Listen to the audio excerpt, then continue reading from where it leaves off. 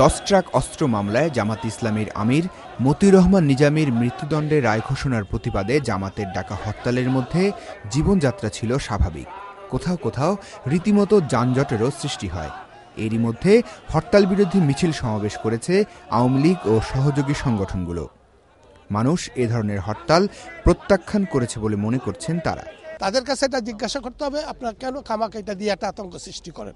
যারা হত্যা, খুন, রাহাজানির, অগ্নি সংযোগ, নারীর সম্ভ্রম নষ্টর কাজে নিয়োজিত ছিল, তারা যখন আজকে বিচারের কাঠ গড়ায়, এই সব কর্মকাণ্ড মনে করি আমরা এদেরকে যাতে শাস্তি দেওয়া না যায় এবং এদেরকে মুক্ত করার লক্ষ্যেই এই সমস্ত অপকর্ম হচ্ছে।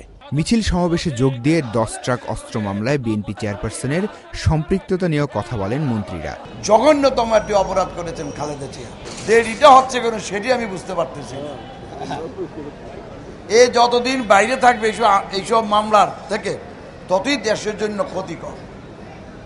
অশনি সংকেত, কেন উনি বাইরে থাকলে একটাবার একটা এই ধরনের ষড়যন্ত্র করবেই।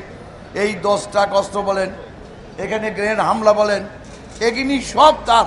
বেগম খালেদা জিয়ার বিচার করতে হবে। এই ষড়যন্ত্রের মূল হোতা বেগম খালেদা জিয়া, অবশ্যই তাকে বিচারের কাঠগড়ায় দাঁড় করাতে হবে। নতুন করে ষড়যন্ত্রের মামলা অবশ্যই তদন্ত হবে। রাজধানীর অন্য জায়গাগুলোতেও হরতাল বিরোধী মিছিল সমাবেশ করেছে আওয়ামী লীগ ও সহযোগী বিভিন্ন সংগঠন। Niladri Shekhar, channel I, Dhaka.